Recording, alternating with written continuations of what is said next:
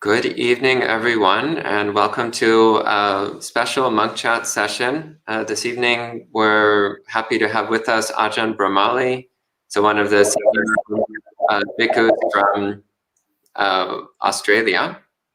So he'll be answering a series of questions offered by other monastics. So some who are joining here live and some who submitted questions remotely. And then if we have time, we'll also take questions from the general audience. So at this time, I'd like to give Bhante Saranapala a chance to speak first, since he only has a few minutes. So Bhante, if you'd like to go ahead and ask your question, then we can get started with that. So please go ahead.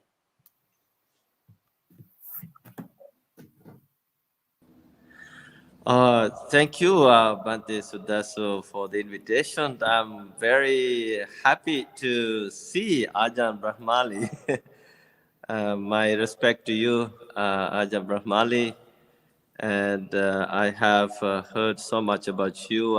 Ajahn Brahmavamso has been here at our temple. Hello, Venerable, are you times. there? Are you out there somewhere? Venerable Saranapala, we are waiting to hear from you.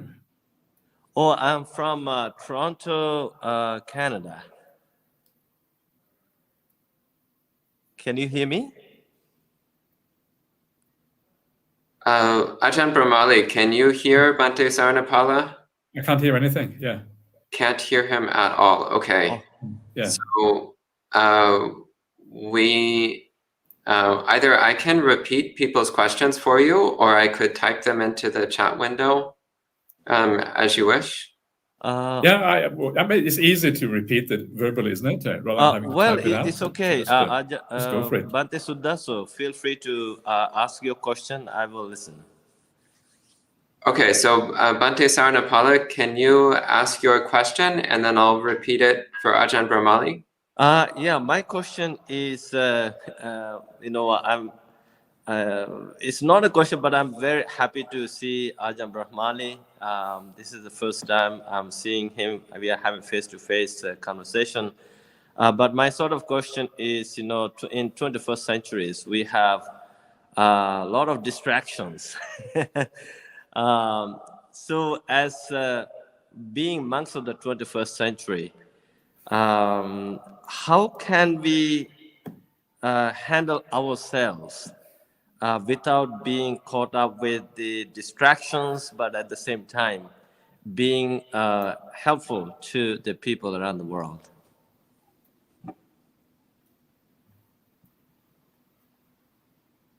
Okay, Ajahn, so we have a question from Bhante Saranapala. He's asking, in the 21st century, we have lots of distractions. As monks in the 21st century, how can we handle ourselves without getting caught up in these distractions while still being helpful to the people of the world? That's it. Okay. Yeah. Okay. Great. So just before I go on to that question, I just want to let everyone know that I can't see you. I can only see myself on the screen. It's all kind of blanked out. So if it's kind of my body language is a bit funny and it doesn't kind of match with everyone else's body language, that's because I have no idea what you are up to basically on the screen there. But that's fine. We don't actually have to see each other. I don't need to see anyone. And as long as we can have some communication going, I suppose. So how can we avoid the distractions of the modern life and still be of benefit to the people of the world? And I think this is a very good question. And the way I do that is to have minimum kind of communication devices. And the only device I have is a laptop computer, which I use on the internet when I need to, and otherwise I use it offline. And that means that I kind of, don't really interact with the world unless I have to, unless I feel like interacting with the world. And I can make it difficult for myself, difficult as possible, to be on the internet or to communicate with people, etc. And one of the kind of classical things, from that you often hear about in psychology is how weak the human willpower actually is. So to stay out of trouble and to stay away from the kind of worldly phenomena, you can't really rely on your willpower.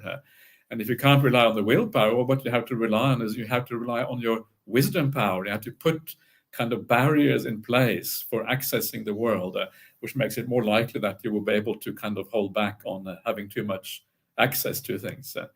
So, have certain times when your internet is on, and apart from that, you make sure you don't even have access to it.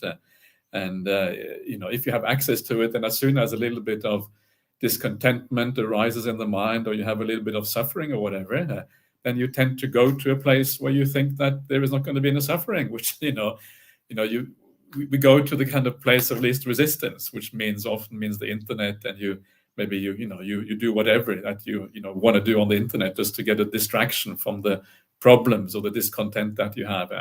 So to avoid that, you have to make it difficult to access things, make it hard for yourself to get access, and then you are on the right track. And very often the best way, I think, to be a teacher is not necessarily have to interact all that much with people. It's kind of one of the fascinating things. The greatest teacher in history is obviously the Buddha, as far as Buddhism is concerned. And yet we don't have any direct access to the Buddha, and yet just reading his suttas in the present day is what kind of sustains us. In the same way, you don't have to have a very massive presence on the internet to be of help. What you have to do is you have to be able to give talks. You have to be able to, maybe to answer questions at certain particular times, when you choose that. But you don't have to be accessible to people all the time. In fact, I think if you are accessible too much, you actually destroy some of the interaction. Part of the idea of being able to interact with a monastic is that the monastic has a certain feeling about them. They have a certain peacefulness in their demeanor. They have a certain way of speaking which is kind of coherent and consistent, and which reveals this inner qualities that are different from what most people in the world have. And that is what is kind of inspiring about the monastic. So the main thing is that you look after and you ensure that you kind of that you have those inner qualities. And then when you teach, those inner qualities come out, and that is what is inspiring. That is what points you to the Dhamma. So it's not the quantity. Quality is far, far more important as far as teaching is concerned. And those people who are ready, those people who are, who are able to see such things as the inner qualities through the way you act, through the way you are, they will get it. And those people who don't get it, well, it doesn't matter so much, because they may not have the maturity or the wisdom, or they may not have come to that point yet where they're able to appreciate those qualities that actually matter and are really important on the spiritual path. Does that help, Venerable? Yeah, I think that helps a lot. And now I have a humble request from you, Ajahn Brahmali. We also we monks and nuns in North America hold a bi-weekly sutra discussion, and we meet in Zoom platform that we give Facebook and YouTube Live. And I was wondering whether I could have your precious time for one session to have a very good discussion with all the monks and nuns in North America. And so Ajahn Bhante Sarnapala is inviting you to join his bi-weekly Zoom discussions. So he invites groups of bhikkhus and bhikkhunis from around the world to join these Zoom discussions. I've participated in several. They're quite lovely. Just a word to the other venerables joining live. Since Ajahn Brahmali can't hear you, if you can type your questions into the private chat window, and then I'll read them out for Ajahn. So we're having some technical difficulties this evening. So Ajahn Brahmali, I'll go ahead and read some of the questions from people who aren't here. So Aya Soma has some questions. Her first question is, does mastery of the 6 higher knowledges, the Chalabhinya, necessarily accompany arhatship? If not, what does it depend upon? And where is this discussed in the suttas? Okay, so I don't think it necessarily accompanies arahantship, and I think that's fairly clear, actually. I mean, you have in the suttas, you have the distinctions between arahants like Venerable Mahamoggallana and Venerable Sariputta. And Venerable Sariputta quite clearly says that he doesn't really have any of these higher knowledges apart from being an arahant. And the question even arises, is it necessary to have directly recall your past lives, for example? This is one of the six, one of the Chalabhinyas, the recollection of past lives, or understanding the nature of karma. And even those things, it is questionable whether you actually have to do that to be able to, to be an arahant. And I personally think you don't have to. I think what you have to see is you have to understand the causality of dependent origination. That's what you have to understand. Because once you understand that, you understand the nature, you understand that rebirth must happen because you understand the causality behind it. But that does not mean that you're actually required to remember your past lives, which actually is quite a different thing here. So the Chalabhinyas, what it depends on? Well, I think it depends obviously on, first of all, on your samadhi experience. And usually in the suttas, the kind of preferred samadhi for attaining these abhinyas is the fourth jhana. And you find this, there's a nice sutta about this in the Anguttara 5, I think, number 27 or 28, which talks about how you can attain the Chalabhinya depending on the jhana states. I think it's 27 or 28, can't remember now. And what it says in there is that, what does it say again now? How to get this right? It says something to the effect that if your mind is directed in the right way, then based on the four jhanas, the fourth jhana, you will be able to obtain that Chalabhinya. I think it says there being a suitable basis, I think is a term that is how it's translated into the by Bhikkhu Bodhi. But the suitable basis here, I'm not sure if that is the ideal translation of that phrase.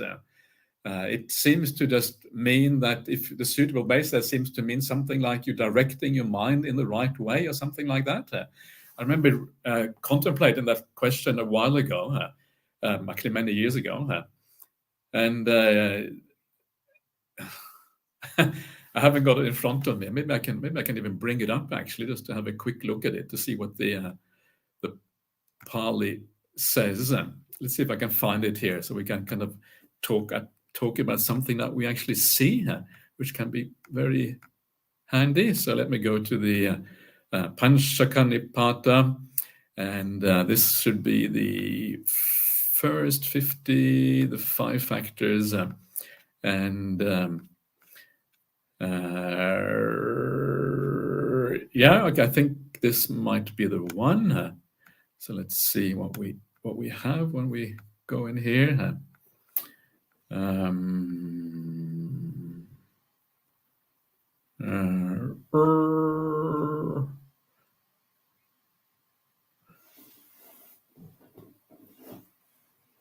Yeah, so this is actually Bhante Sujato's translation, which I have here. Let me just get the Pali up side by side. It's very handy with Sutta Central. We get the Pali up straight away. Really cool stuff. So,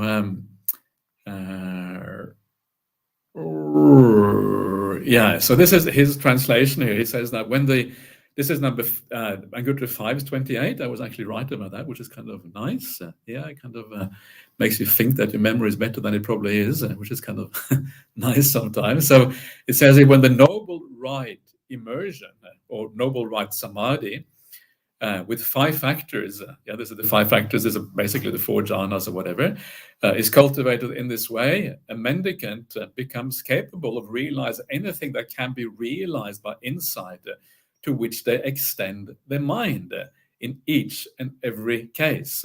Sati sati ayatane. So I think the question here is, what is the meaning of sati sati ayatane? And ayatana, of course, means like a kind of it literally means a stretching out. That's what ayatana means. So it means that whenever there is a sphere, wherever there is a sphere, then if there is something to be realized in that sphere, then you can realize it as long as you extend your mind in the right direction. So I think there being a suitable basis, which is a Bhikkhu translation. I'm not sure if it actually is quite right in that context.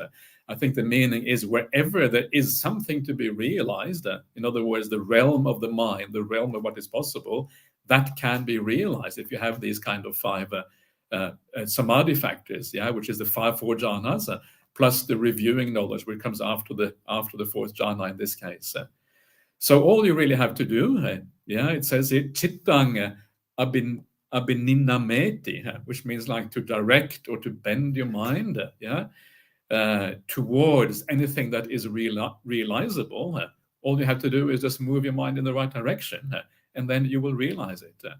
So I think what it means really is just you have the wish to realize it, and because you have that wish, the mind will move towards that, and then it will happen. As I think it is kind of very, very, it's kind of pretty automatic actually how these things come about. That's I think that's really all really. So there you are. Great, thank you. And I have a question here from Venerable Nisabo. So a bhikkhu who's opening a monastery near Seattle. Yeah. So he asks, is the Aganna Sutta literal or metaphorical? What does it mean? What does it mean? This is a good question. I think it is to be taken metaphorically, but I mean the thing is that metaphor and reality are not kind of separate issues. Metaphor is very, or in this case, it might be a simile for something, or it might be more like a myth or a legend, if you like, about how the world evolves. And if you have listened to Bhante Sujato talking about myth and legends, he will always make the case that mythology and reality are not separate. Mythology is just a particular way of looking at reality. It is not a literal truth, but it is a kind of, it shows certain patterns in nature and certain ways of thinking about the world, which are still applicable. So, the myth is not divorced from reality. So I think the idea about the Aganna Sutta is how defilements arise, how kind of the mind always tends to incline towards coarser states. So you have this long mythology of these beings, and they kind of start to get, first of all, they are very content, and then greed starts to arise. And then as they move on in this cycle, the greed gets worse and worse, and they get more and more, things get more and more coarse. So if there is no restraint in the mind, if there is no countervailing factors that stop you, then the tendency will always be to become more coarse, until eventually one day you are kind of, you end up in the, the very end there, you end up in the human realm. You start off in this very, very high, lofty realms, and gradually you move down to coarser and coarser states. And I think this is the inclination of beings, this kind of movement towards coarseness. And you need something to hold you back and to move in the opposite direction, to hold back from these things. And then, that goes even beyond the human realm. And this is why the majority of beings tend to get reborn in lower realms, because of that tendency towards coarseness at the very end. And I think this is a part of the message there, that we have to be very careful, because it's so easy to kind of go by these habits, deeply ingrained habits of defilements that tend to kind of lead you really astray in a very, very bad way. And so that is, I think, one of the main messages of the Aganna Sutta. There is also there kind of some of the etymology towards the end of the Aganna Sutta. They talk about, how they elect someone, and it's kind of interesting, this idea of, they elect a leader among them to kind of look after, to make sure things are shared properly and things are done in the right ways, and that crime is punished and these kind of things. I think that's, if my memory serves me right, that's what you find at the end of towards the end of the Aganna Sutta. And those things, whether they are, that's kind of where we might be getting more into the reality of India at that time. I think it is in large part, we can actually read some of the values of Indian society into what you see there, because that is probably in part how they would do things at that time in India. They had the republics in the in the Ganges region, in the Ganges plain. And those republics were probably governed partly in that way by choosing and by selecting people to, in a kind of semi-democratic way. I don't think it was fully democratic. It was probably more democratic in the kind of Greek democratic sense. There was the citizenry, there were the establishment, if you like, the householders who had an established position in that society, and they were the ones who partook in that democracy. Democracy wasn't for the slaves. Was it for women? I'm not sure if it was for women. Quite likely it was not for women either, and it was for that citizenry at that time. So I think towards the end of the Aganna Sutta, you're looking probably a little bit more closer to what actually were the customs in India at the time, whereas the first part of it is a mythology that talks about the general evolution of the human mind.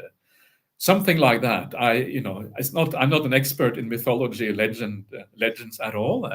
And I would really recommend you to ask the same question of Bhante Sujato. I think you've had him on before, but you may want to have him on again, because this is kind of his area of expertise. And it's actually very interesting what he has to say about some of these things. Wonderful. Thank you, Ajahn. And I have another question here from Aya Soma. So she says, I understand how karma influences the conditions in which sentient beings are born. For example, generosity produces wealth in a future rebirth. But how can nature follow similar patterns if karma does not apply to non-sentient beings? For example, why would some plants appear in more fruitful conditions than others? Why would some plants appear in more fruitful conditions? What do you mean by that? Well, for example, we can see how if one generates positive karma in a past life, then they might be reborn in more supportive conditions. So a better family, better life situation, and better health, and so on. And she's pointing out that we also see, for example, plants might be born in a better environment, in better soil with better weather, and others in poor soil with bad weather, and so on. So if karma does not apply to non-sentient beings, why do we see this sort of thing with plants? This is one of the things you find in the commentarial literature. You find the kind of different laws of the world. They're called niyamas in the commentaries.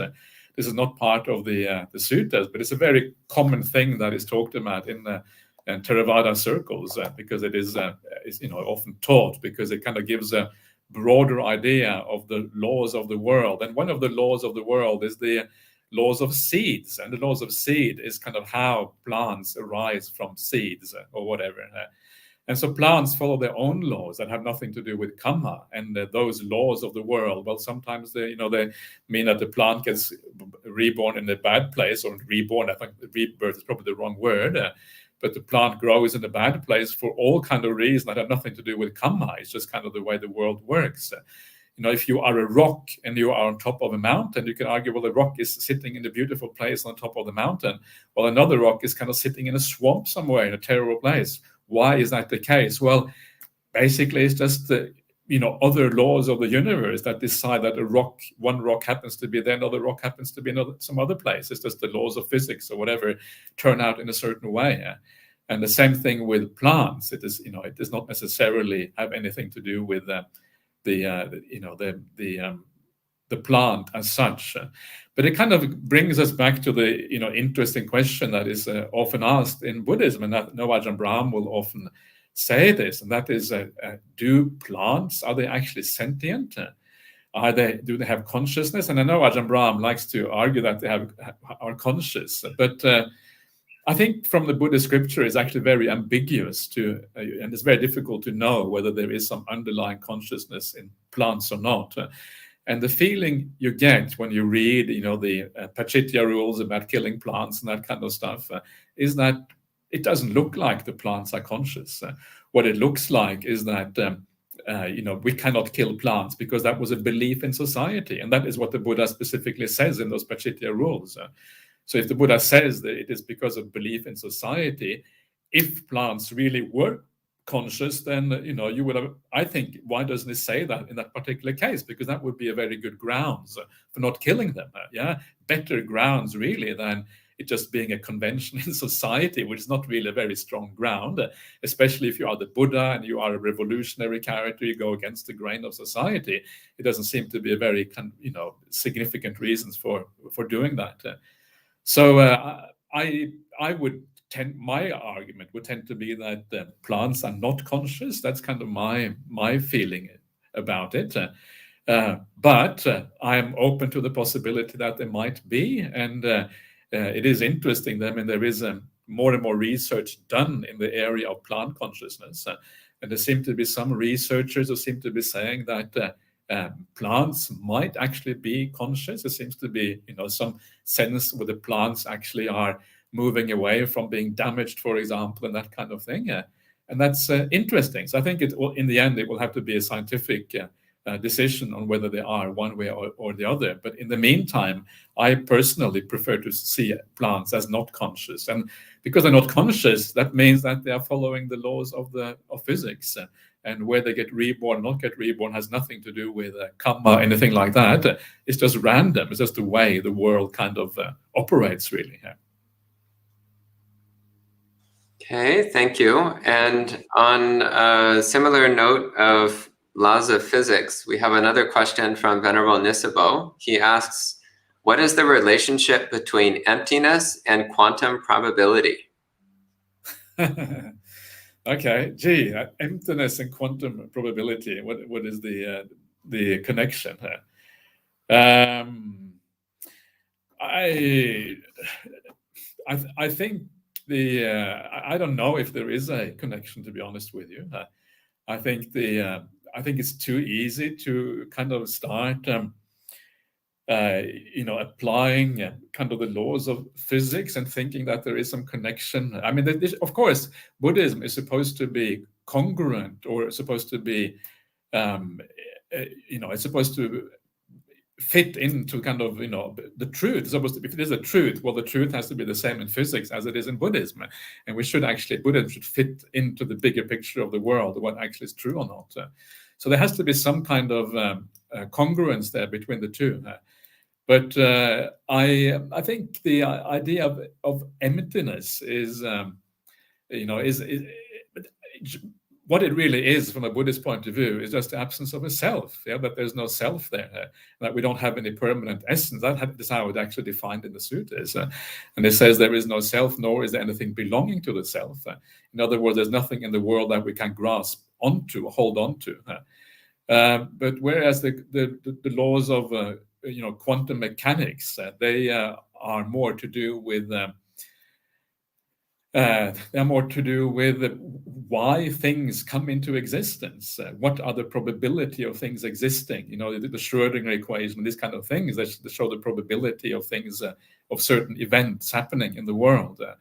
And I think that is quite a different thing, actually. And even though there is a connection there, the real idea of emptiness, which is about the absence of a self, is I think is slightly different. But actually, I mean, there obviously is a connection as well in a deeper sense, and that is the idea that the events arising and events kind of appearing because of a probability function. I mean, obviously that aspect of physics also means that there is no essence in the world. So in that sense, they are close to each other. So you can probably argue that there is a similarity there in that sense, that there is nothing kind of to hold on to and nothing to grasp onto as existing in any real sense. But I don't know. I must admit, I'm generally a bit skeptical. I mean, I'm not an expert in quantum mechanics, and you have to really understand your quantum mechanics well. And you're just going to make a mess of it if you try to, kind of, in the layman's terms, to try to understand what quantum mechanics is, and then try somehow to relate it to Buddhism. I think you're going to make a big mess of it. And so personally, I prefer not really to speculate too much, or even try to understand it too much. So I don't really have much of an answer to that one. Sorry about that. On that note, I know a monk whose father is a quantum scientist, and he says there's only 6 people in the whole world who understand quantum science. Okay. I heard it was worse than that. I think Richard Feynman said there was no one in the world who understood quantum mechanics. But anyway, so it's not many anyway. So yeah. Fair enough. So then we have another question from Aya Soma. She's asking, what is the difference between and correlation between kilesas, sangyojanas, asavas, and anusayas? Okay. I think these are just defilements seen from different perspectives. And the word kilesa is barely found in the sutras at all. I think it's found maybe once in the Anguttara Nikaya 3s or something like that. And the standard word in the sutras for kilesa is upakilesa. That's kind of the usual word. And if you, in a number of places, the word upakilesa is obviously found in the Upakilesa Sutta. And if you read that sutta, you will see it basically refers to refined defilements of the mind, the very last hindrances that you have to abandon before you enter the jhana states. That's really what it is there. In other places, the 5 hindrances are called upakilesa. So the 5 hindrances are a very similar kind of thing.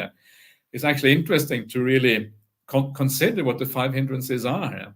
And, when you look at the gradual training, and by the gradual training, I mean the sort of training that you see in the Chulahati Padopama Sutta, the shorter discourse on the elephant's footprint, Majjhima 27, and you see the whole sequence of gradual training starting from the moment you hear the word of the Buddha until you become an arahant. And what you see there and what you see throughout the sutras is that the 5 hindrances is what you abandon just before you enter samadhi, just before you enter the jhanas. And prior to that, there is a long purification process prior to that. That is the purification process where you restrain the senses. So Indriya Sangvara Sila.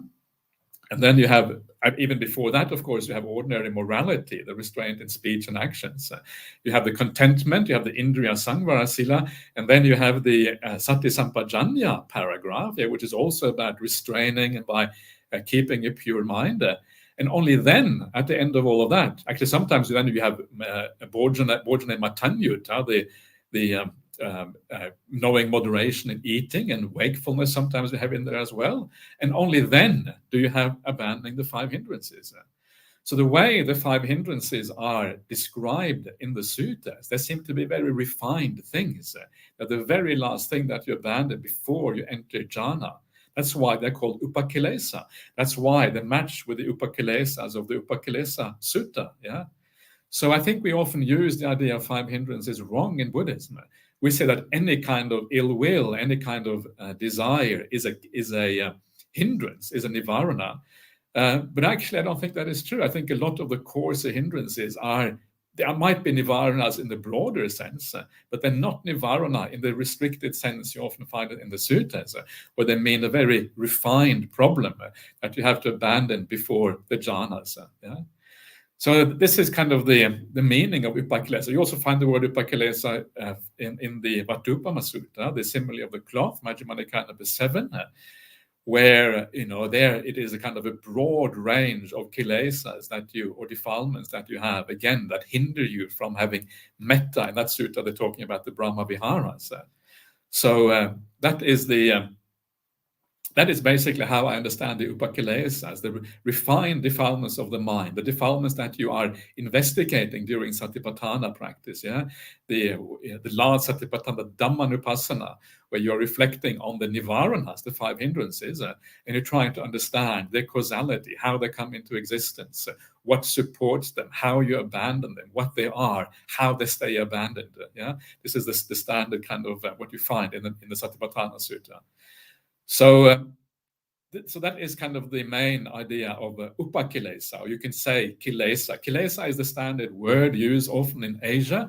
You find it used in Thailand. And what is interesting about that it is used so many places in Asia, like in Thailand, it shows you the very great reliance on the commentaries in many of these countries.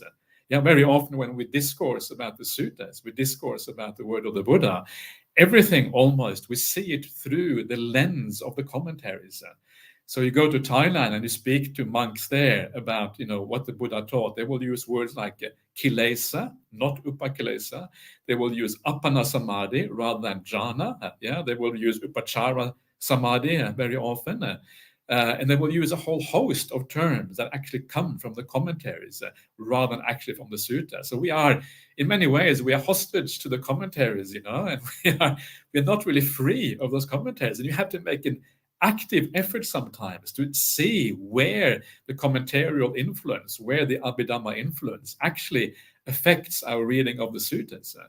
And in many ways, we are very lucky because most of us who are here today, we have we have grown up outside of a Buddhist country, which means that we come to these things with hopefully slightly less conditioned minds because of that. So we have the ability to see these things afresh.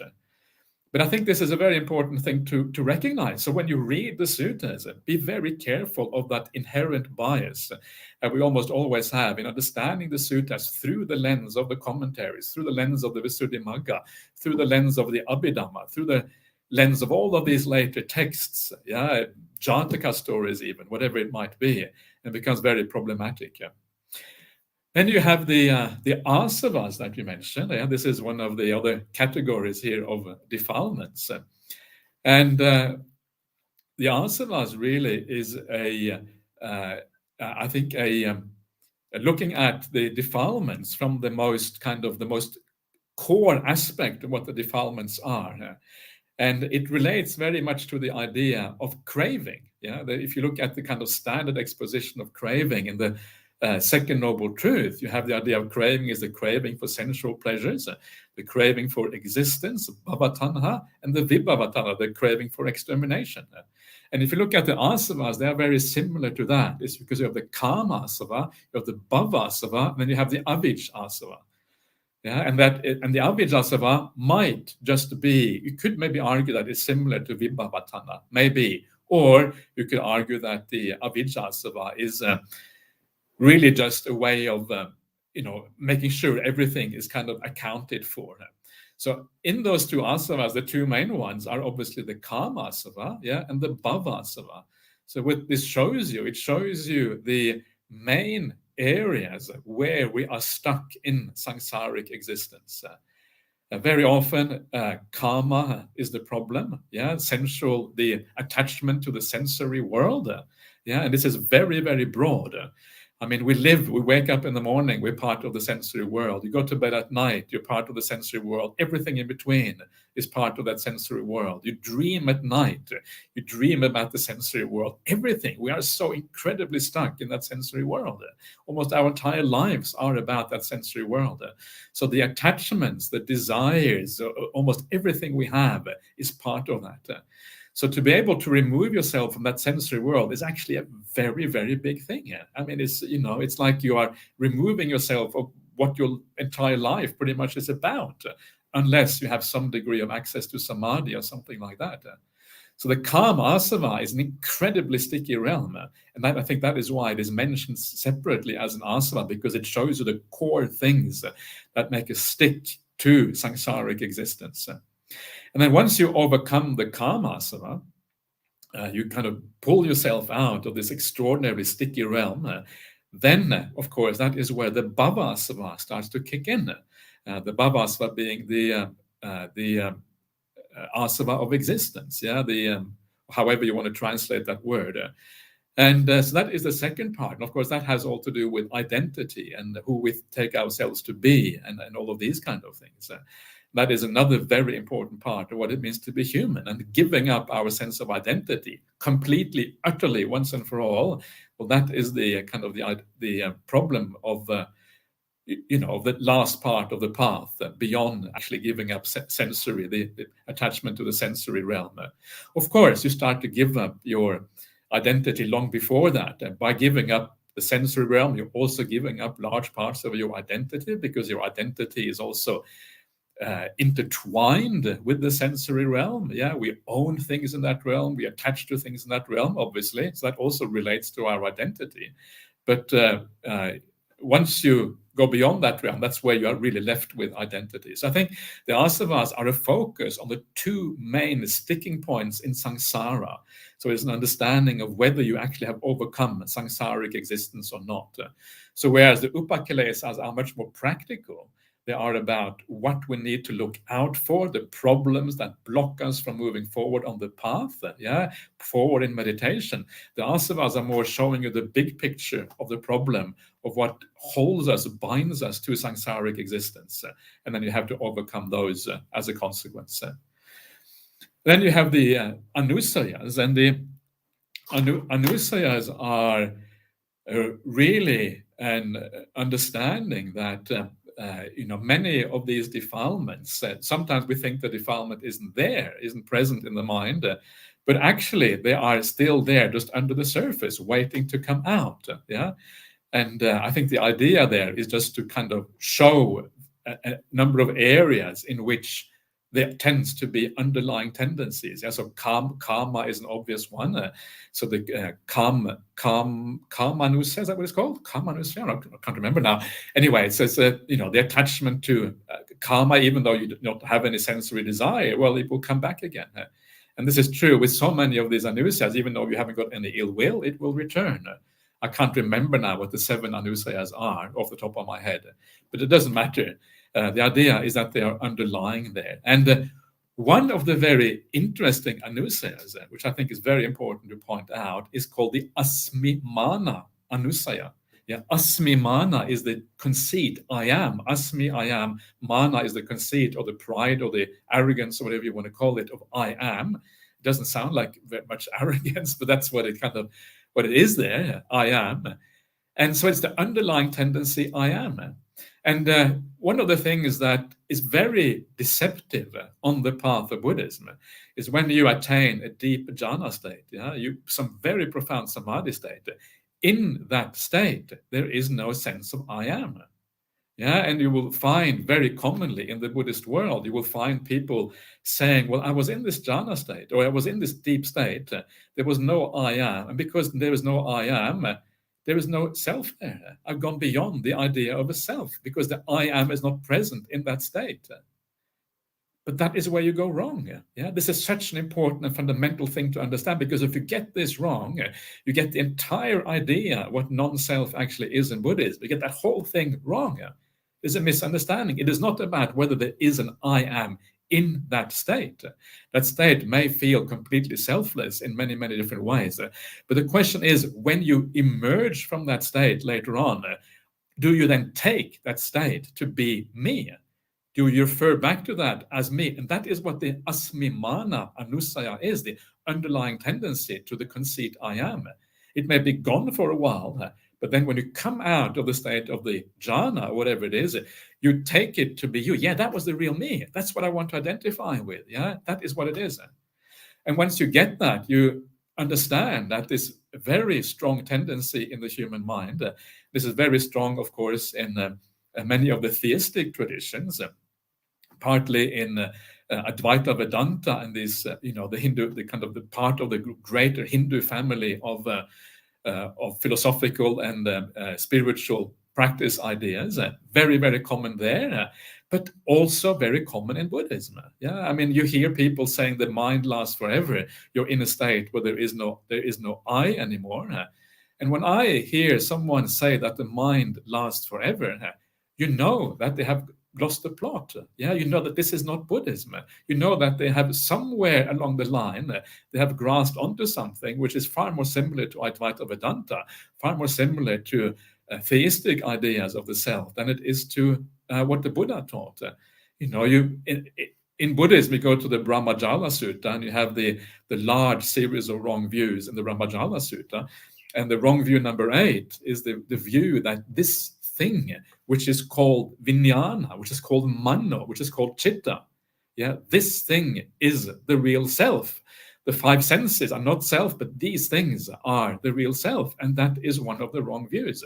Chitta, vijnana, mano, And other suttas which talk about the chitta disappearing and coming to an end. Obviously, the chitta is not to be regarded as a permanent entity according to the EBTs, the early Buddhist texts, and yet this is so common. And I think one of the reasons is that we forget this idea of the asmimana anusaya. It is not about the I am being there. It is about the I am having a possibility of re-rising with that thing as its object. Yeah, that is the problem. So, and that is, I think, where it comes from. So I think that is a very important part and a very important thing about the anusayas that need to be, has to be, when you read the suttas, you will see the asmimana anusaya is quite commonly referred to. There was a fourth word there, Venerable. Can you remind me what that one was? Sangyojana. So I typed the list into the private chat window. Oh, okay. I can't see it because I took my glasses off. That's why. Okay, there you are. Okay, thanks. Okay, that is helpful. Yeah. So yeah. So I'm getting blind without my glass. I can just see this blur on the screen. So that's kind of the problem. So yeah. So Sangyojana. Well, these are just, again, these are ties, and these are kind of handy, I suppose, because they are structured according to the degree of awakening that you have. Yeah, so you can talk about Sangyojanas that tie you in various degrees depending on where you are on that path. So they're kind of a handy way of thinking about whether you are fettered as a putujana, whether you are fettered as a stream-enter, or whether you are fettered as a non-returner, and these kind of things. So that's kind of where they are useful, and you can then, of course, focus on those fetters that are the main problem for you, depending on where you are on that path. So in the Sangyojanas for the three things that you give up when you become a stream enter, of course, they are the Silabbata Paramasa, the holding on to virtue and observances. Sila is virtue, so literally holding on to virtue, and vata is like practices or observances. And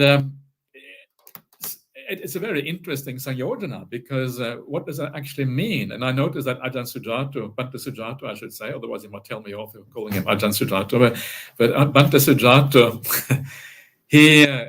he translates paramasa there as misapprehension. And I think, with due respect to Bhante Sujato, that actually is a mistake, because paramasa does not mean misapprehension. It just means apprehension. So it just means that you are grasping onto these things. And that leaves, the interesting question, well, if it means that you give up the Sangyojana of grasping virtue and observances when you become a stream enter, what does that mean if you're not stream enter? And what it means is that we will grasp these things. It is not about misapprehension. It is actually about apprehension of these things. So if you are a putujana, if you are an ordinary person, you will grasp sila and vata to some extent. And it's okay. That's kind of what it's saying. It is fine. It's only when you become a stream enter that you don't grasp these things anymore. Why not? Because when you become a stream enter, this becomes part of who you are. This becomes part of your psychology. You cannot, this is why the stream enter is said to be perfect in virtue, for precisely this reason. So we should grasp our virtue a little bit. If you don't grasp your virtue a little bit, you're not going to be virtuous. That's kind of just the nature of how we are. We tend in the wrong direction. And that is, I think, an important point, because sometimes I hear Buddhists that tell me, well, the three Sangyojanas that you have to overcome to be a stream enter include Silabbata Paramasa. And so they say, well, that means we should stop clinging to these things or grasping these things. And no, that is not right. That is actually the wrong way of understanding the Sangyojanas. The Sangyojanas are not a way of thinking about how we should practice. The Sangyojanas are a way of thinking about what happens when we get certain results. It doesn't explain what we have to do, but explains what happens when you become a stream enter, for example. It is not a recipe for practice. It's a description of a particular process, or the result of that process. And that is that is an important point, because if we don't stop holding on to these precepts, or whatever it is, or sila, or kindness, whatever it might be, we're going to fail, and we're going to fail on the path. So it's actually very important to understand these ideas correctly in that particular realm. So Silabbata Paramasa and Sakaya Ditti and the Vicikicca are the three Sangyojanas for the stream entry. So having a good grasp of that actually does matter. But these are descriptions of what happens as you gradually, shed these bindings that binds us to samsaric existence, and they are useful as descriptions, but not as prescriptions as to how we should practice and what we should do. Okay, thank you, Ajahn. Actually, while you were talking, I had a few questions come up in my own mind. So one question is, this is an ongoing issue I've been dealing with over the years, which is how to respond to people who claim to be stream enterers. So I've met many people who usually they've had some kind of weird experience in meditation, and that's convinced them that they've attained some stage of awakening. So you gave one example a few moments ago. A common one I hear is people blacking out during meditation. And apparently there's something Mahasi Sayadaw said once that then has led a lot of people to think that blacking out equates with stream entry. Yeah.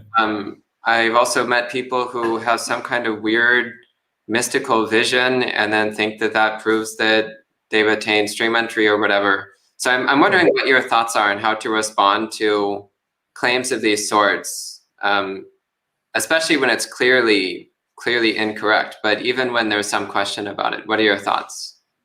Yeah, I've had many of the similar kind of people coming to me and saying, I had this blackout experience and I was told I was a stream enterer. And often they tell me that I was told I was a stream enterer, but I didn't believe it. That's one of the things I've heard. Yeah, people say, and of course, if you don't believe it, there's no way you are a stream enterer. Absolutely no chance at all. So that shows you already that there is a lot of scope for doubt there. Many of the people who are told they are stream enterers, and this is, as you say, very common in the Mahasi system. They are told that they are stream enterers. Actually, they don't even believe it themselves. So obviously, this kind of gets very, very dodgy as a consequence.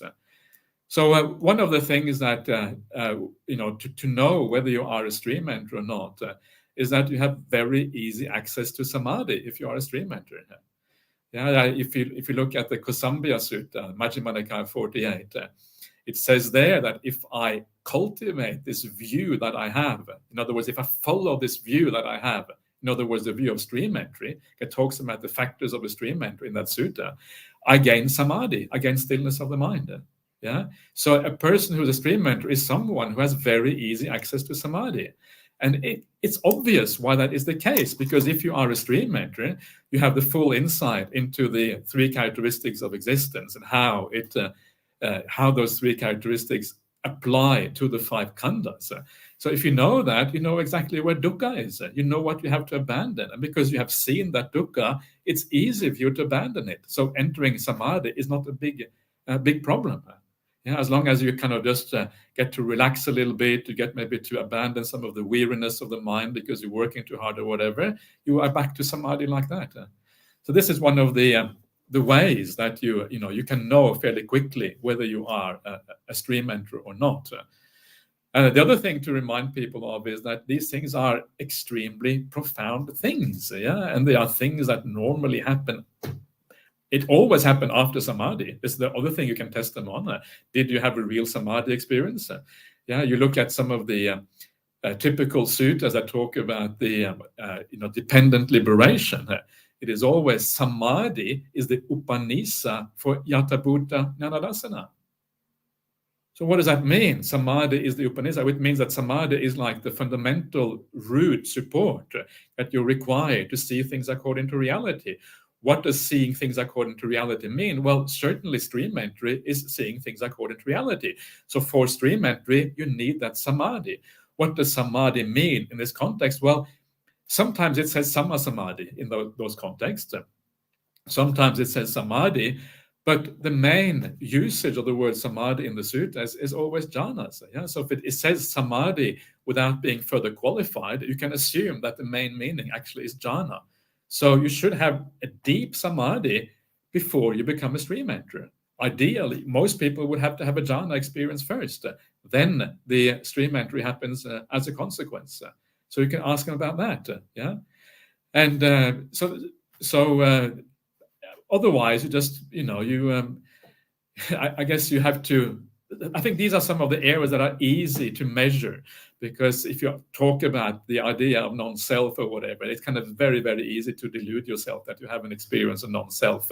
And of course, everyone has had maybe some experience of non-self, but the real, it's very hard to judge how deep it can go before you actually get there. And this is why it is so difficult to judge these things without having some kind of more indirect way of looking at that. So that's the couple of things that come to mind right straight away. Okay, thank you, Ajahn. And just a reminder to the Venerables at Dhammadharani to, if you have any questions, please type them in so I can read them out for Ajahn Brahmali. So another question that I had, Ajahn, is around the term vibhava tanha. So vibhava tanha has commonly been translated as craving for non-existence or craving for self-annihilation. But I've long reflected on this word vibhava as literally mean separating from a state of being. So vibhava, I've thought perhaps vibhava tanha can also mean wanting to avoid any particular state of being, rather than wanting to not exist at all. Rather, the desire to avoid certain experiences or certain states of existence. What are your thoughts about this way of relating to this term? Not sure. I think, I don't know. To me, it sounds almost too ordinary, not to want certain states of existence. I mean, that's just common. It's kind of obvious, isn't it? In many ways, no one wants to get reborn as an animal, presumably, or reborn as a ghost or anything like that. So I would take that to be almost self-evident that is the case, and it's really almost part of, I suppose, kama tanha, the idea that we desire good sensory experiences. We want to avoid the bad ones, obviously. But to me, it seems almost like more part of that, and it seems part of, because those existences, the reason why they are unpleasant is largely because of karma, the karma itself being unpleasant, or the sensory experience being unpleasant. So I don't know. It seems I'm not convinced straight away. I think I would have to kind of think about it a bit more. But my immediate impression is that to me it doesn't sound quite right, straight. Just off the cuff like that. And similarly with the term bhava tanha, I've often related to this term as desiring particular states of being. So again, rather than just the general desire to exist, that again could be one use of the term, but like wanting to be something in particular. What are your thoughts? Yeah, I think you're right. I think that it covers both. Yeah, I think that very often the way that the desire to exist expresses itself, it expresses itself in a particular kind of desire to exist in a certain way. I think that's often how it expresses itself. But I think at root, it is a desire to exist, which kind of underlies all of that. We want to exist precisely because of our identity view, and that kind of it is what drives us.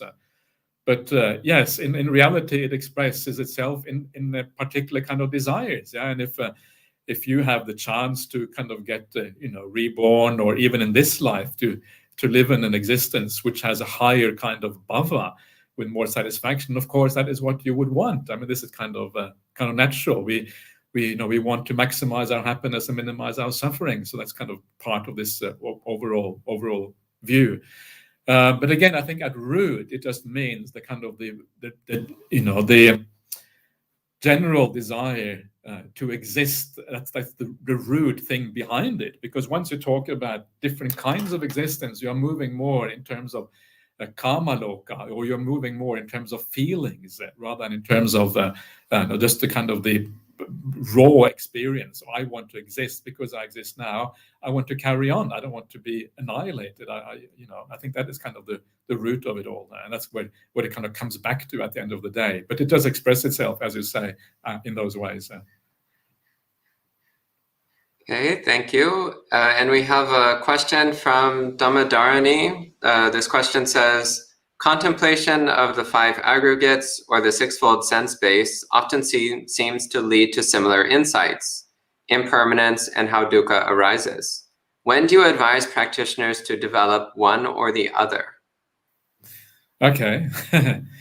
Well, I think the contemplation of the 5 aggregates, in fact, the contemplation of both, is something that we find in the Anapanasati Sutta, the mindfulness of breathing.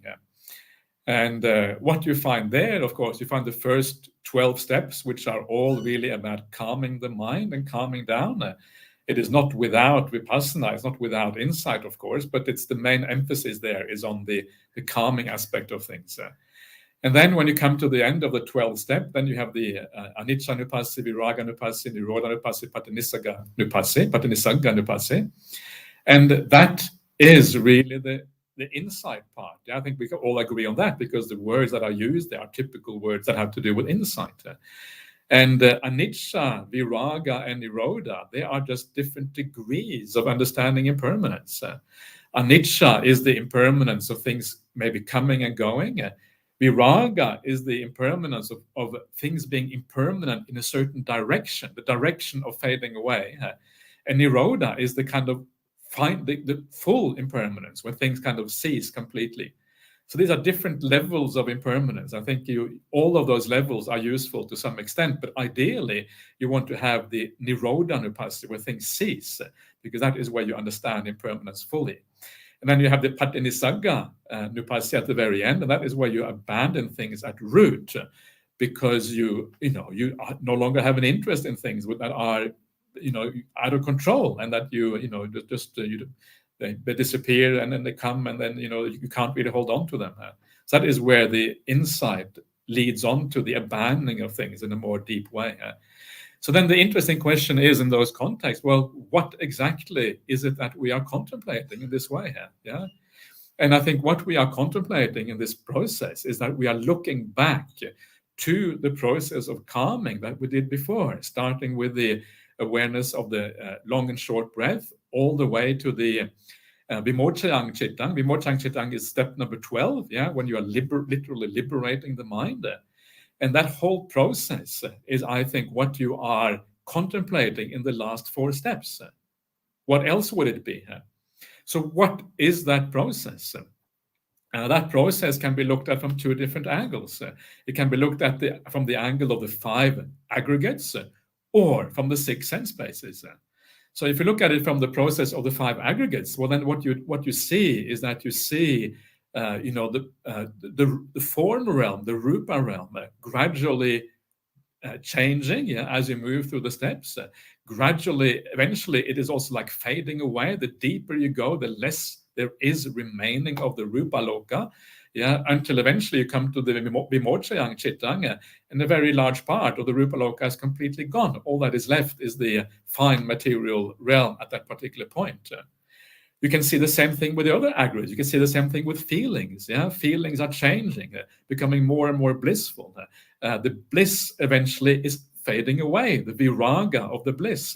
And eventually it takes you all the way to upekkha in the 4th jhana. So you can see the feelings ceasing, certain feelings disappearing.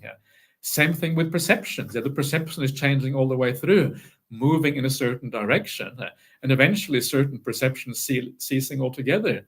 Chaitana, Sankara, the 4th khandha, exactly the same thing. You enter a jhana, all Sankara is basically gone. There's no will anymore operating in a very deep state of samadhi. So you see the Sankara khandha gradually, first of all, changing, then gradually viraga, fading away, and eventually ceasing altogether.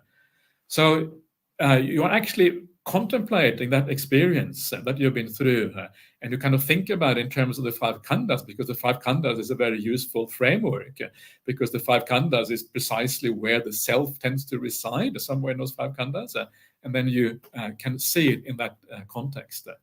But then you can do the same thing with the senses. Yeah, exactly the same process. You can see how the senses are fading away. Yeah, initially the external senses, and eventually when you enter into a jhana state, the external senses are completely gone. Yeah, they're no longer there.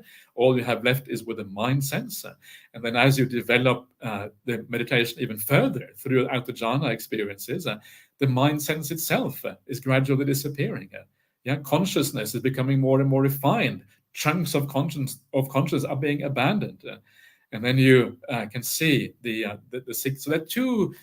I would say they are the same. I would maybe say that depending on your proclivities, depending on your personality, what feels more natural for you, you can see this. See it from either view. Really, either viewpoint is acceptable. Okay. Thank you, Ajahn. And since we have a bit of time, we might take one or two questions from the general audience. So here's a question from Kumu, who's one of our regulars. They're asking, a human birth is rare. One needs to have right view and other in a previous birth. But why do we see a large percentage of humans with wrong view? Did the good karma acquired from previous lives disappear? You don't have to have a right view to be reborn as a human. Yeah, it is possible to be reborn as a human without right view. If you look at the kind of standard descriptions of karma as in the Te-Vidyas, the three Vidyas, it says there that the people who get reborn in the lower realm, they do so because of wrong view, but also because of the actions, they act in accordance with that wrong view. So it means that you have a view which is detrimental for the way you live in the world. And when those two things are combined, that's when it becomes really, really problematic. So it's not just the wrong view that lead you astray, it's also the way you live in accordance with that wrong view, and you do bad things as a consequence. That is kind of a very important part of it. So it's possible to be someone who believes in a god, for example, in accordance with the theistic religions of the world, and you can live well. And then when you live well, you can be reborn in heaven. And when you get reborn in heaven, you go to the Christian quarter of the heavenly realm. So you have, like, in the heavenly realm, you have the Christian corner, you have the Muslim corner, you have the Buddhist corner, and then you hang out with your friends or your mates, as they say over here in Australia, hang out with your mates in that corner of the heavenly realm, the atheist corner, the agnostic corner. What you don't have is the evil person corner, because the evil people don't get reborn in heaven. But all of these other people, well, they have the opportunity to live well, so they can also get reborn in heaven, let alone in the human realm. Is that what? Did I understand the question right, or did I get it completely wrong here? I think you understood the question, Ajahn. Thank you. Yeah. I'm very amused by the atheist corner of the heaven realm, so I wish them well. Yeah. Then we have another question from online. So this person is asking, Ajahn Brahmali, yesterday you spoke of happiness and how it encourages stillness. Happiness is a term that can be culturally loaded. How can we understand happiness in the Buddha's teachings? Yeah, so what it means here is that it means a very particular kind of happiness. And it's very important to understand that. It is the Pali word sukha that I have translated in that way. And if you look at the way the word sukha is used in the suttas, it is used in opposition to dukkha. So dukkha and sukha, basically the kind of root meaning of these words is pain and pleasure, or displeasure and pleasure. So it's like these two opposites.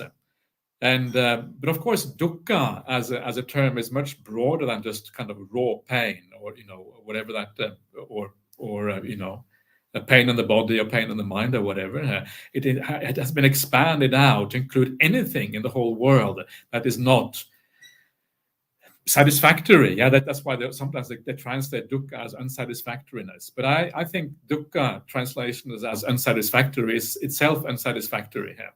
So I think we should translate dukkha. I think it's actually more correct to translate it as suffering. And the reason for that is because we need to remember that understanding dukkha is an insight. Yeah, most of us, we don't really understand how problematic things in the world actually are. And because we don't do that, if we say it is unsatisfactory, we don't really look for the profound problem of the world in the right way. And we kind of think, oh, it's only a minor problem, it's just unsatisfactory. Actually, there is some underlying issues there that we don't fully understand because we haven't got the insight that allows us to fully understand what dukkha is. And it's only when you move on in your practice, your samadhi becomes deeper, you have the deep insight into the nature of existence, that you fully understand what this term dukkha actually refers to. So I think we should be careful. I think, to me, unsatisfactoriness is too bland. It doesn't give us the idea that there's something very profound to be uncovered here. We don't understand dukkha. We don't understand suffering in our ordinary lives. And there's something much more going on that actually is very profound and very important to realize. And sukha is the opposite of that. So sukha is anything which is pleasurable in the world. Yeah, so you have kama sukha, that's the happiness of the sensual realm. Obviously, that is not what is meant in this particular case when we talk about meditation and we talk about happiness leading to samadhi. So you have to here define your terms very carefully. And the way you do that is that you look at the pathway that leads to that kind of happiness. And the pathway that leads to that kind of happiness is found in places like the Bojjhangas, the factors of awakening. It is found in the dependent liberation sequence, which is very beautiful and powerful. It is found in the Anapanasati Sutta. And all of these ways of describing the process of liberation are very, very closely related to each other. And that's why you know that they're all core aspects of the Buddha's teaching, because it's so common in the sutta. It's found in so many different places. And what you find in that sequence is that you start off with some kind of inspiring object, often meaning the anusattis, and that can be like Buddhanusati, Dhammanusati, Chaganusati, etc., etc. So you have a mind which is already inclining towards spiritual things. These are niramisa sukha, already inclining towards spiritual things. You're already giving up the sensory realm. And from that spiritual reflection, you then give rise to the sequence of things, often starting with pamujja, the gladness of the mind, that gladness becoming more powerful, leading to piti, the piti becoming the passaddhi, the deep tranquility of the body and the mind, and that deep tranquility of the body of the mind. And, at that point, when you talk about deep tranquility of the body of the mind, it's obvious that we are dealing with something very profound and spiritual. We're not talking about any ordinary happiness anymore. So then you get to the sukha, and that's the last step before samadhi. So that is what is meant by happiness. And I think that for people really to grasp what is meant, I think it might be preferable in this context to call it bliss or something like that, because bliss has, even in English, has more of a kind of spiritual connotation than the idea of happiness, which is very, very broad, and as you say, can easily be misunderstood, especially in this kind of context. Okay, thank you. And we have a question from Aya Tata Loka. So she asks, the Buddha says the best way to live is for one's own and others' welfare, well-being, and happiness. Many people struggle with this, balancing care for self and care for others. How does Ajahn find it well to work with this? I think one of the things to remember here is that the hierarchy that the Buddha has is that if you are going to choose one or the other, whether to work for yourself or for others, actually working for yourself comes first. So if you have any doubt, if you feel that you are leaning too much towards kind of supporting others or whatever, then maybe you need to withdraw a little bit, because actually your own spiritual progress is actually the most important one. And it's kind of obvious that is the case, because unless you're making good spiritual progress for yourself, how on earth are you going to be able to help others? There's no way. It's that famous simile of the two people stuck in the mud, to pull someone else out. This simile is found in the Saleka Sutta, Majjhima Nikaya number 8. And to be able to pull someone else out, well, you have to stand on dry ground yourself. You have to know what you're doing. So if you have any doubts and you feel that your own spiritual practice is kind of declining, take some time out. Yeah, this is kind of the significant thing here. But so ideally, when you do things for others, if you do it in the right way, you should be integrated into your own spiritual practice. Yeah, you shouldn't kind of see a dichotomy there. There should be a unity in these things. So when we do actions for others, you should do it in such a way that it actually promotes your own spiritual practice. If you feel that it no longer promotes your own spiritual practice, if you feel like you are drained of energy, not getting any joy out of it, it's not really working anymore, that is the time to pull back a little bit and to kind of re-establish the energy in yourself. But so ideally, all practice we do for others is just part of your own practice. There shouldn't be any distinction between the two. I just gave a talk on compassion on Friday. That was yesterday for you and 2 days ago for me. And one of the beautiful things in the suttas is that when you give a Dhamma talk or you have a Dhamma discussion, whatever it is, then you should always do it with compassion in mind for the audience. Yeah, everything you do should be out of compassion. And if you do it out of compassion, you don't do it because of ego. You don't do it because you want to be famous. You don't do it because you whatever kind of ulterior motive, which obviously is going to be dodgy on the path. You do it out of compassion for the audience. And if you have that in mind when you speak with people and when you give a Dhamma talk, it's actually it's easy. Yeah, there's no self-concern. You don't really get nervous, or you don't kind of feel giving public talks becomes so easy in those kind of situations because you are actually no longer focusing on yourself. You're focusing on the audience in front of you. And then giving a Dhamma talk can become joyous. It can become a happy occasion. So you remind yourself of the Dhamma and you use the teaching you're given to others to enhance your own practice.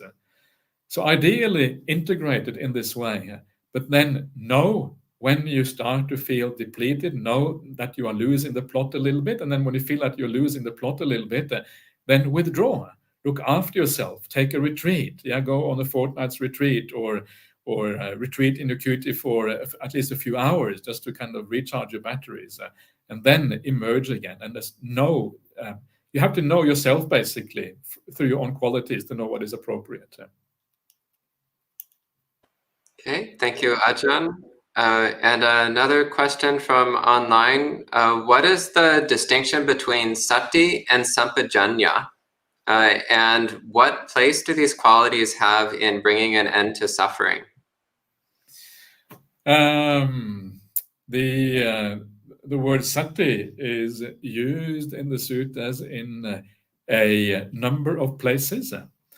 Yeah, so you have sati is sometimes used as a sati, which just allows you to be mindful of your actions. So if you go to the Great 40, Majjhima Nikaya 117, the Mahachattarīsaka Sutta, you find in there that the mindfulness that you have when you go from wrong speech to right speech, that is called sammasati, right mindfulness. Yeah. So that's the idea of monitoring your mind, monitoring your speech, monitoring your actions is a kind of sati. And then the next level of sati is sati that you have together with sampajanya. Yeah, sati sampajanya in the suttas. That is the next level. And that level of sati sampajanya is actually distinct from the samma sati of the satipatthana. Satipatthana is one step further up. And you find this in a number of suttas whereby sati sampajanya is actually comes before satipatthana. Yeah, there's kind of with a number of links in between before you go from one to the other one. Sometimes we think that sampajanya is included within the Satipatthana Sutta, and it is, but it's kind of unique to that sutta. And I think if we're going to look at that historically and you're going to do a textual analysis of the Satipatthana Sutta, I think Bhante Sujato is correct, and other people have pointed out the similar things, that sampajanya does not actually belong in the Satipatthana Sutta because it's not part of Satipatthana practice. It belongs at an earlier aspect of the path. So what you have with sati is that sati is always important, yeah, from the very beginning of the path all the way to the very end. After satipatthana, and when you go into enter into deep states of samadhi and all of that, as you develop the samadhis, you are developing also sati at the same time. Sati becomes more and more powerful the deeper you go. You find that if you go to the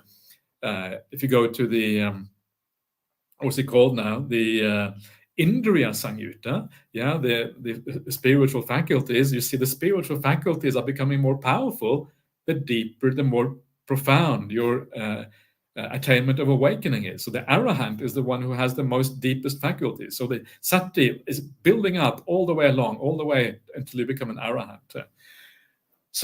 But I think the important point here is that the Buddha kind of singles out the real sati as the sati of satipatthana. Even though sati is acquired all along, it gets its real name as samma sati, which is about satipatthana practice. That is the real sati, because at that point, sati acquires certain qualities that enable you to do your meditation practice. And those qualities is the ability just to be present. It is the certain degree of clarity of mind. It's a certain stability of that mindfulness, because you have gone through all the other practices of the gradual training. Sati has acquired a certain quality that enables meditation to happen at that particular point. So this is the real sati of the Buddhist path, where it kind of really crystallizes into a real spiritual faculties. The other are also important.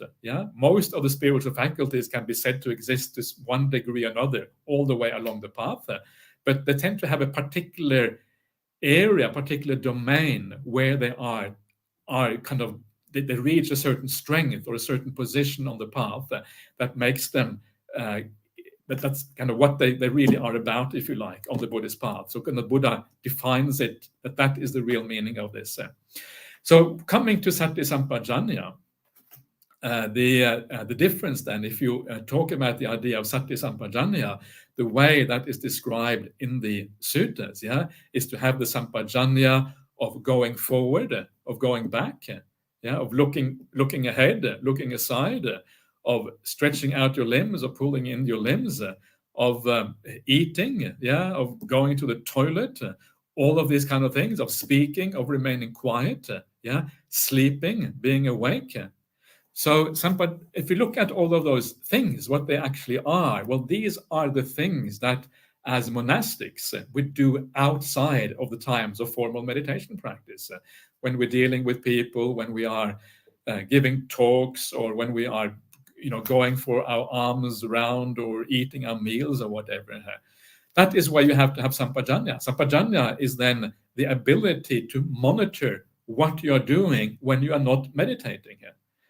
The ability to see whether what you're doing is appropriate, whether it's going to be supportive for your practice or not. If you go into the on alms round into the village and you look at all the enticing sights in the village, you're going to have a problem. You're going to give rise to all kinds of defilements. And it's similar in lay life. I assume this is a layperson who's asking this question. And lay life is a similar kind of thing. You ask yourself, what are the appropriate places to go? What are the things how should I live my life so as to encourage spiritual qualities and not to kind of build up bad qualities in myself? The similar kind of idea. Now, one of the interesting things about the Sampajanya formula, you will notice it says in there, so you are Sampajana Kari, you make clear, you make full awareness, or situational awareness is Bhante Sujata's translation, or clear comprehension is being used by Bhikkhu Bodhi a few times. Sometimes it's called full awareness. Whatever it is, you make that Sampajanya and you make it, it says there, one of the interesting points there is that you do it sutte, which seems to be saying that you have sampajanya when you sleep. But the point is, of course, that when you sleep, you can't have any sampajanya. When you are asleep, you are out of it. That's kind of the definition of being asleep. And so if you look at that formula, I say that what it actually is referring to, it is having sampajanya, not when you are asleep, but sampajanya in regard to sleep.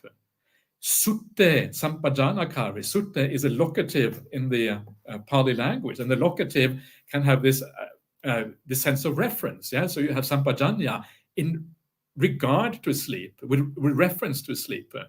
And then the whole idea of the Sampajanya-kari, the Sampajanya formula, kind of starts to make sense. Yeah, you have Sampajanya with reference to all of these things. You don't have Sampajanya when going in and when returning. You have a Sampajanya in regard to returning and in regard to coming back, in regard to stretching your limbs, in regard to pulling the limbs in. So in other words, you have a general idea that what you are doing is correct, not a moment-to-moment kind of following up on what you're doing. That moment-to-moment thing, or that continuous presence, really only comes when you come to meditation practice. That's where sati of the satipatthana comes. Yeah, that is where you are present moment after moment, or you're present all the time. Why? Well, because that's what meditation is about. Yeah, being present all the time. At this point, it's more about having a general idea of whether what you're doing is supportive of your practice. Of course, some degree of presence is required as well, but not as strong as when you are come to the meditation practice. So when you come to the meditation practice, that is when you just hold on 1 second, please. Sorry, there's a funeral today for Ron. Someone called Ron. Did you hear anything about this? No, because there's an old man that visitors.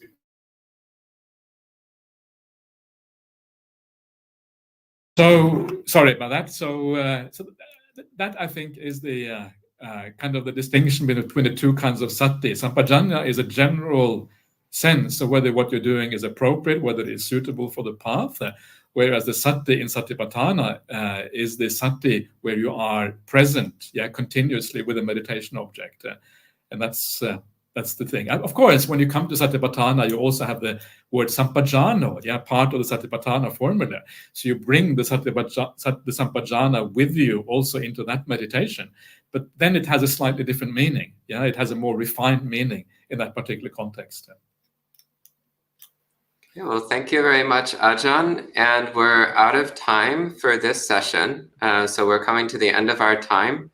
So thank you very much for sharing your understanding of Dhamma with us and answering all these questions. So we'll go ahead and end at this time with 3 sadhus. Sadhu, sadhu, sadhu. Okay. All right. Thank you so much. Take care, everyone. Yeah. Okay.